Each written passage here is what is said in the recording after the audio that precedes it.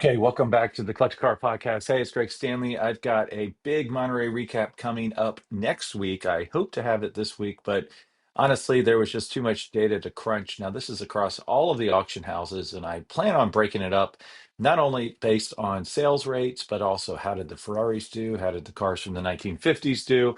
I know it's just a snapshot in the marketplace, but there were so many cars that traded hands. I think it was around a half billion dollars. I thought it would be fun to do a little bit of a deeper dive that I would maybe not normally do. Now, I'm also headed to Texas soon.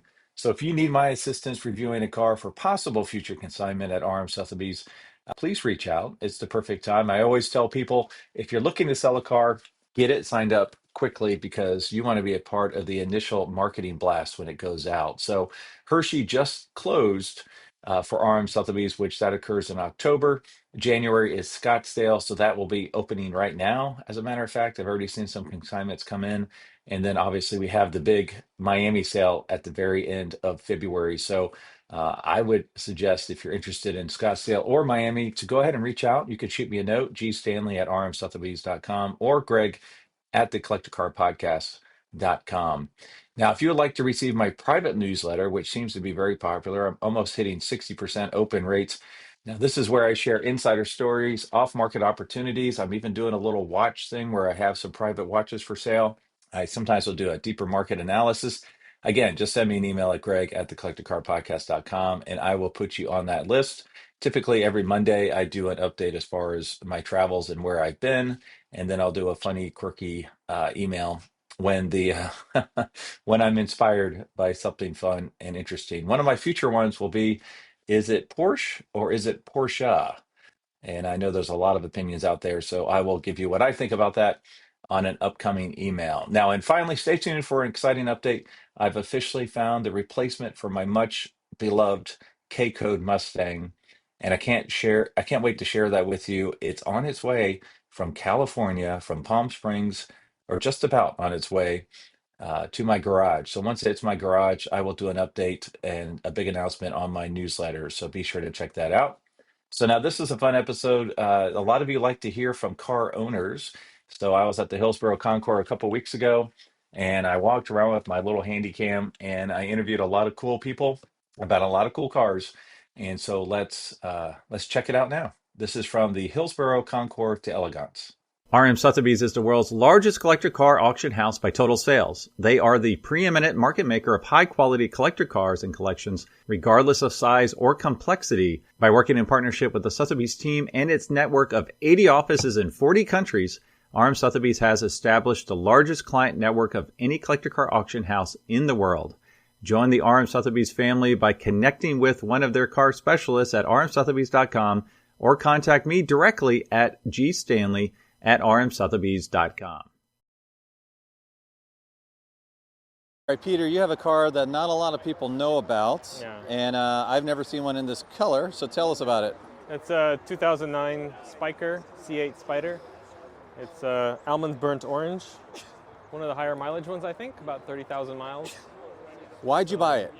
I'm originally Dutch, which is kind of a draw to me, plus I like weird cars as it is. And yeah, it's always kind of kept an eye out for various sales listings that came up. So, to me, these are extremely undervalued cars because they're such hand-built, just beautiful masterpieces. I mean, look at this interior. It has one of the prettiest interiors ever. Now, what I know about Spykers is they're Audi powered, correct? Yep, I can open the rear. Sure. And they have just the most incredible interior with the exposed linkage for the transmission. And then a lot of aeronautical themed bits on it. So explain the aeronautical aspect of it. Spyker, back in the day, used to build airplanes for World War I, like propeller airplanes. So that's their logo, the propeller. With a Latin slogan underneath. What does that say? It says, Nulla tenaci in via est via. So for the tenacious, no road is impassable. Oh, very cool. And you came all the way from Montana. How nice. Yeah, right. Here's the key. What is this? That's the key. That is the key. Yep. A little silver disc. That's amazing. Heavy. Let me try it. I got to see what that's like. Oh my gosh. That's amazing. Very cool. All right, so we got a This is an Audi V8. Audi V8, what's the horsepower? 4.2. It's about 400. Yeah, it looks fantastic. And then again, you see all the aluminum bits and everything. Yep. I mean, look at the brakes and the pedal assembly. Yeah, even the air vents and everything. The steering wheel's a propeller. So what are the drawbacks to a car like this? Like parts, obviously. If you can look like the mirrors, this like sculpted single piece of aluminum. Like if you, Oh, right. if that gets knocked off, you were kind of screwed. Now, am I right that this is the door handle? Or where is it? Is The it door hidden? popper is a button here. Oh, up top. I knew it was on there somewhere. Yes. Wow, this is a beautiful. No, it came out of Illinois. So what's the color again? Burnt almond orange. Wow. So other than parts, any drawbacks to owning a car such as this? The soft top is kind of a chore to put on. It's not like, doesn't look super awesome. So it's really a fair weather car only, obviously. So you kind of A to A, point A to A, they say. Well, stunning car. Thanks for bringing it. Yes, absolutely. All right, Leonard, we just had a short conversation. You know one of my cohorts at Arms Sotheby's, Evan. Yep. And you said Evan's the reason you own this car. Tell us why you own this incredible car. Well, I was looking for, in 1967, my father came home with a 275 GTS, and I've wanted a 330 GTS all my life. And so when I got to the point where I could afford a car, I was looking at a Daytona because that's what I could afford at the time. And I was on a drive with Evan, and Evan said, oh, well, things have softened a lot. You can buy, for that amount of money, you can buy a 330 GTC. And I know somebody that's got one. Ah, nice. And so that's how I ended up with this beautiful car. So tell us about the car. Do you enjoy it as much as you thought you would? I enjoy it more. Good. This is a driver. It drives about 6,000 miles a year. Oh, wow. Nice. I bought it 7 years ago with about 34,000 miles on it, and it just turned 64. Well, good for you. So front engine V12. Yes, sir. And now these have gotten a lot of press lately, at least in the judging circles, about what a great driving car they are. I mean, you got thin A-pillars, you got room for your luggage, like all the stuff you want, right? Yeah. No, I took this fishing in Oregon. Oh, really? You took the car. I drove up to the Ferrari meet in Bend. Oh yeah, we were there. Yeah. And on the way, I stopped at the Mackenzie and did some fishing. That is awesome. So it was good. We've done 4 copper states. I do the Virginia City hill climb, and I do it in 5 minutes, which is about 60 miles an hour. I love it. And I love your license plates around too, Hollywood Sports Cars. Yeah. Well, that's where it was originally bought. Yeah. And lived here for a while, went back east, then came back out to Woodside, and then I bought it. Well, thank you for bringing it to the Hillsborough Concours. I'm happy to do it. I like to have people see it because it's a beautiful car. Beautiful car. Okay, I've got Ori here with his 1973 BMW 3.0 CS. Tell us a little bit about this car. This thing is absolutely stunning. Great color combination. So this car was sold new in Beverly Hills. The owner was from Beverly Hills. We lived there for about 4 years, and the couple moved up to Napa, bought a winery, and lived there, sold it to the second owner, and that's when I got it. Now tell us, what are the colors? Because it's like a dark blue with white interior. So the color is Atlantic blue with Lotus interior. And this is the factory color combo? That is a factory color combination, yes. Wow, just stunning. Yes. The wood was redone, the leather was retrimmed, but the paint is largely original. The only modifications I did were include the Alpina wheels, which were an option back then. Yeah, I see the Alpina wheels, very nice. Yeah. And I just did basically a mechanical restoration. I got the car mechanically sound, but other than the interior and the mechanical work is largely original. It has the original spare tire, never used. 58,000 original miles. Beautiful car. I mean, it's got the sunroof. Tell me about the, how does it drive? It drives great. Everything works. It has limited slip, which was an option back Oh, in wow. those days. Okay. Sunroof, limited slip, power windows, AC. It's a, you know, all the options that were available back then, this car has. Now I see you're being judged today. Any word on how you've done so far? I don't know. I've never entered a car, so it's a whole new experience for me. But I'm hoping for the best. But I'm happy the way the car came out. Folks seem to really like it. So. Well, it's absolutely stunning. Thanks for bringing it. Thank you very much. All right, Glenn, I fell in love with this car 3 years ago, and I was disappointed when I had not seen it yet this weekend, and yet here it is. So tell us a little bit about this incredible Cadillac behind you, because I know it looks like it might be stock, but it is far from stock.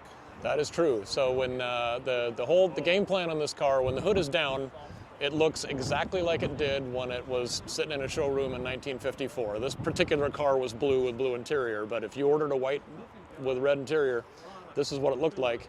What you don't know until the hood pops up is it now has LS3 engine, 4L65E automatic transmission, rack and pinion steering, four-wheel disc brakes, heated seats.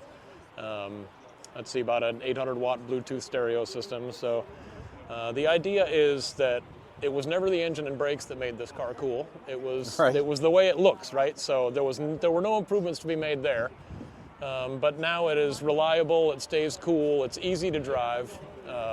Yeah, you know, for my audio-only listeners, we're looking at a 1954 Cadillac convertible. Now it has the fins in the back. It's white with two-tone red and white interior. Big, thick white wall tires, which looks amazing. And an LS3 500 horsepower engine, is that right? That's correct, yep. Yeah, so that's just a factory crate engine. I bought the engine and transmission, came with the controllers from Chevy. Had to make a few minor changes to make it all work, pan, manifolds, water pump, but for the most part it's just a factory-built motor and transmission. So this is the type of resto-mod I love. It has the complete factory look, but you have all of the upgrades that you could possibly want for driving enjoyment, right? Right. So we've got 6-zone heated seats when the switches. Heated seats. Yeah, seat heaters in here. The switches are, hidden in little places like this. There's a seat heater switch in the bottom of the Seat ashtray. heater switch in the bottom of the ashtray. The radio buttons are all original preset buttons, but now they do things like turn on the amplifiers for the stereo. One of them pops the trunk. One of them turns on the air conditioning, which is in the trunk. Oh my goodness! So you got a trick radio. Yeah. So again, trying to keep everything as original looking as possible, but still operating all the upgrades that I've made. Now, do you still have the hidden gas cap? Yep. Yeah. Let's show fuel it. fill still here. This is all original and. The original hidden gas cap. Very, very cool. Yeah. There are stories about these cars being stolen and found abandoned at gas stations because the thief couldn't find a way to put gas in it. So how long did it take to do this build? So this was a 7-year project for me. Got it in 2013, finished it in 2020, just in time for the whole world to close. So right. All dressed up and no place to go. So I didn't start kind of showing it and having fun with it until 2021. But And how many miles have you put on it? about 3,000. 3,000. Yeah. So we, it certainly goes to a few shows a year, but we also take it out and have fun with it. We put the kids in the back seat, and we were up in Tahoe cruising around the lake with 8 people in it a couple of years ago. So That's awesome. We have a good time with it. Awesome. Yeah. Thanks, man. Appreciate it, Glenn. My pleasure. Here's the classic cars that I judged today. 208 GT4s to 208s and 328s.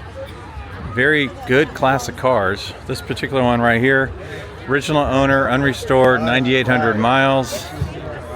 And then this one's a really special car here. Incredible colors. It's got kind of a white cream interior. 85 through 08 GTS QV. Secret be known, this one won the class. Very, very cool car. Look at that interior. So it's a big class to judge. We had 7 cars to judge, and we were able to knock it out. Here comes Dell. All right, so what is with this old newspaper from 2008?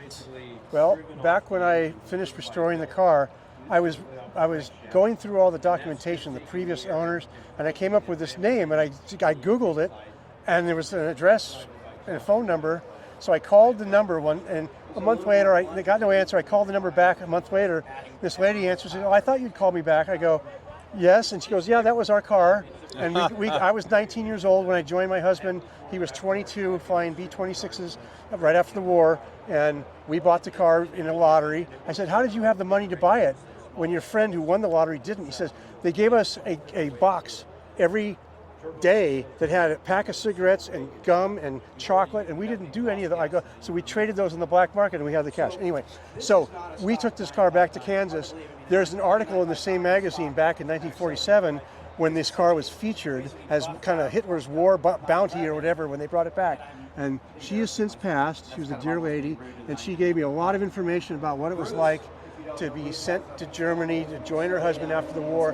They were given instructions on how to behave and why we're doing this differently again, like not after World War I when things all fell apart again. It was really interesting. I went to Germany. I went to the house they were in that they would commandeered for the U.S. Army, and the lady was there who was 5 years old when we took over, and she told me the story about the house and the town and everything else. So I hated history in high school. I hated it. But now you're living it. It's totally cool. So anyway, that's the story about this. Well, and right behind us, oh wait, sorry, what else? No, that's fine. Right behind us, we have another one of your VWs. You said it's the first year of the bus? It's the first year of the Volkswagen bus. There was a couple prototypes in '49, but this is the first year.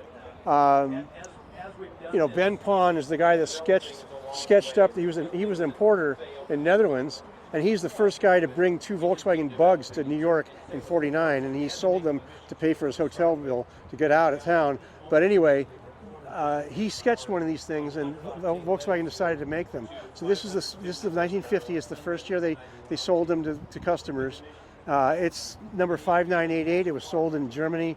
Someone in Germany years ago, it was a panel van originally, had no windows and no sunroof, and it was just a bench seat and no seats in the back at all.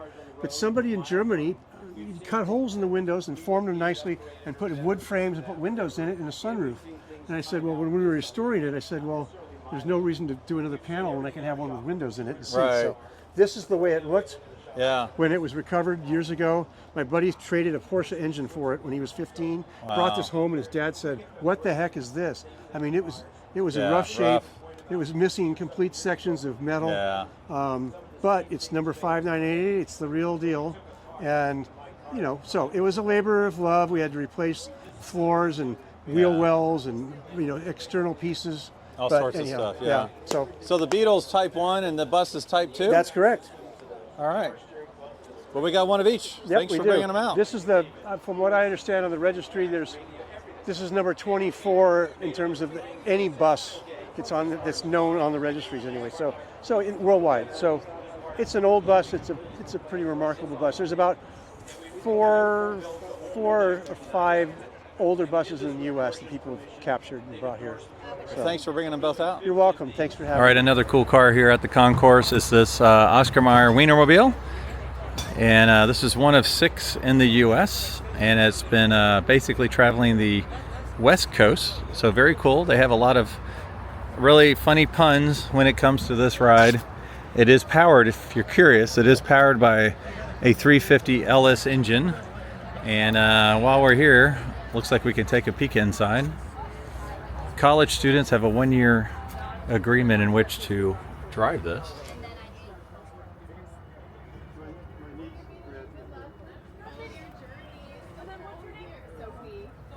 So, very cool, iconic, historic. I used to work for Kraft Foods, so very familiar with this car, or truck, whatever, RV.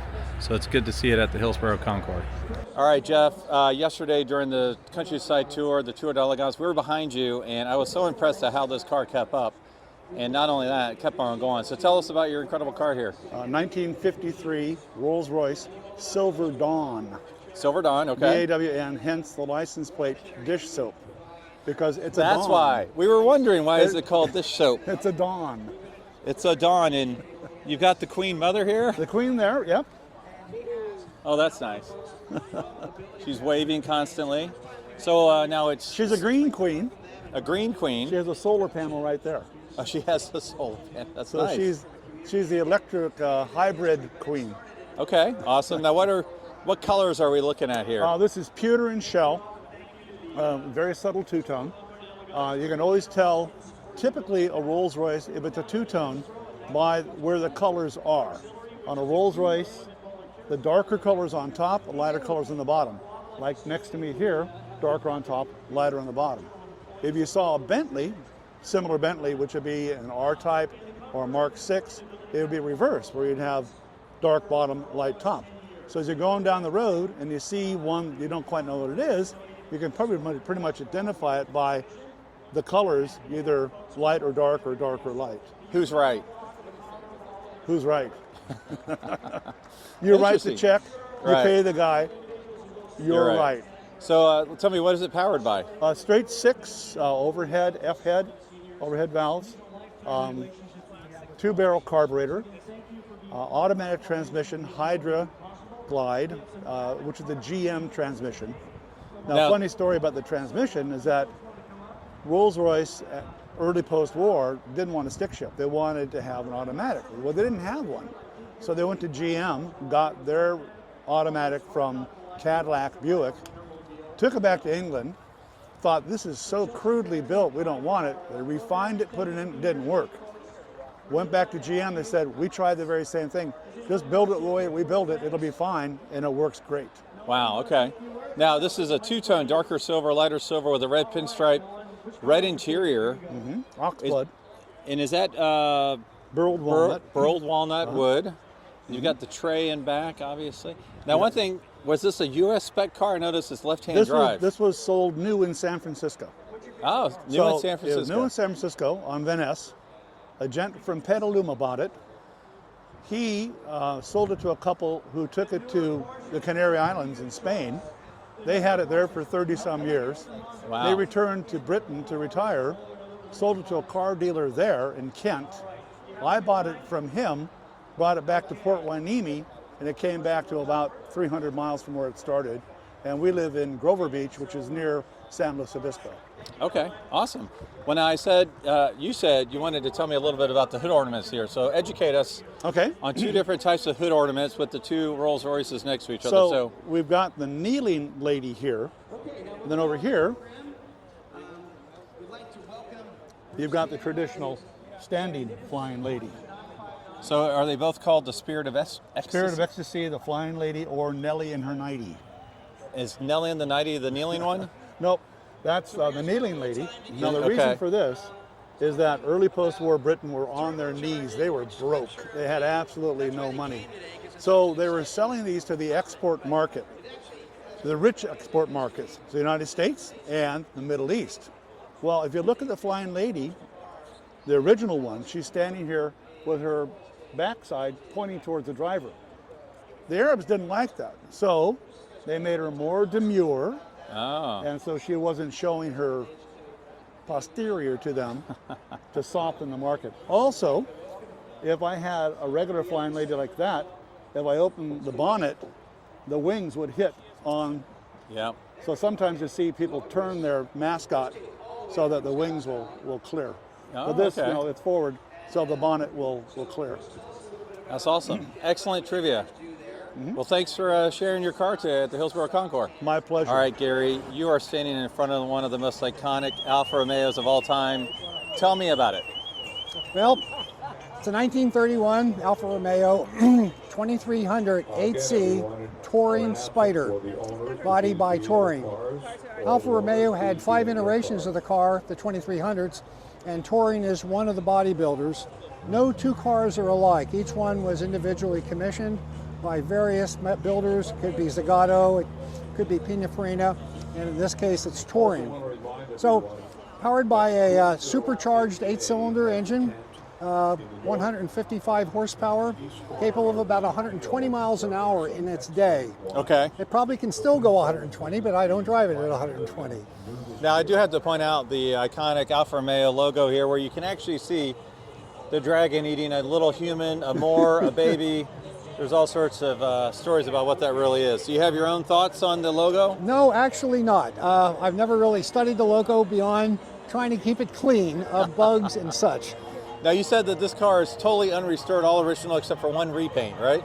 We've had one repaint over the course of its life. Other than that, matching numbers in all respects. Okay. Original interior, original leather, obviously matching numbers engine, supercharged. Wow. And one of the finest example of a touring Spider on this planet, without being overly enthusiastic about the car. It's a wonderful representation. Now, I saw you driving in today. It seemed like you were having a good time. Yeah, well, with the gas pedal located in the middle with clutch left and brake right, you really have to be on your toes, so to speak, to drive it capably. There's no synchronizer, so it's all double clutch up, double clutch down. Oh, wow, okay. And although challenging at first, remarkably rewarding when you get it out on the road and up on Highway 9 or the local byways. It just loves it. Especially on a day like today. Now let's look at the interior here. The original and restored interior. This is incredible. Correct. Leather patina you have. You can see the wear. It's lightly worn, but maintained to the level that you see this. It's only presented for display today, not in competition. So there are things that if I was in competition, I didn't want to burden the show with a car of this caliber. Right. So we're here to Just support to the show, to support the charities, and to meet the young people that have interest in cars, because as we get older, we need to hand this baton over to the next generation. Absolutely. And this is a wonderful example that generation will inherit. Now this has the prettiest aerodynamic shield here going over the rear spare tires. Is that just for aesthetic / aerodynamic reasons? I think / aerodynamics. In the era, this is what I guess the wind tunnel taught them. They need to flow the air. But if we even look at the body itself, the fenders flowing, it's very, very aerodynamic for its day. And then are these just storage units here? No, actually battery on one side and accessory on the other. Okay. And then apparently nobody knows how to do a Ferrari alarm appropriately behind us. Yeah, they're having a little bit of problem having a hard time. So was this also as a bumper? Having those tires back there? Dual spares because the roads were just crap back in the 30s. Yeah, right. So it wasn't unusual to get a flat tire or two through the day's endeavor. Well, awesome. Well, thank you for bringing it out and sharing this. Now, Scott and Joni Krins are to be thanked. They're the owners from the Krins collection in Saratoga, and I'm thrilled to represent the car for them. Thank you so much. Thank you. All right, Joe, I began drooling over your car in the hotel parking lot when you had a trailer parked on a trailer. Tell us what we're looking at here. It's a 1941 Cadillac convertible, Series 62. It is, I've had it about 5 years. It was restored, I think, 2 times before. Now, why did you go after a car like this? I think you said it's the oldest car you currently own. It is, yes. Well, we do CCCA tours, and 41 Cadillacs are known as the most reliable cars you could buy for those. Okay, now you mentioned yesterday, like the Tour d'Elegance, lots of turns and curves. Maybe this wasn't the best car for that, exactly. Right? Yeah. I think they set it up for what were the majority of the cars, and that's Ferraris and sports cars and so on, and this car was just not designed for that. Well, it was great to see you on the tour. What is it powered by? It's got a flathead V8. Flathead V8? Manual, yes. Is it pretty much all factory stock? Yes. Everything interior? Yeah. Now, one thing I noticed is it factory hand painted back in the day? It is not, but some of that is hand painted. Yeah. I know the pinstripes were, but that's very nicely done. And then if you look at the dashboard, that is a painted dashboard. It's not wood. And they did it painted from the factory? Painted from the factory. You to can look either buy like a wood. body color or that faux wood grain. Wow, those were talented artisans. And yes, then I agree. You got your fresh air, no AC back then, right? No, I don't think so. So AC was a vent. Nor power steering, nor power brakes, nor power windows. No, you know what I'm talking Wow, about? very, very nice. Oh, really? Yeah, it's like kids want to. So have you had the top down? Sure. We don't put it down that much because we're getting old and we are afraid of skin cancer. This is where the gas. Yes. Yeah. Infamous hidden gas exactly. cap.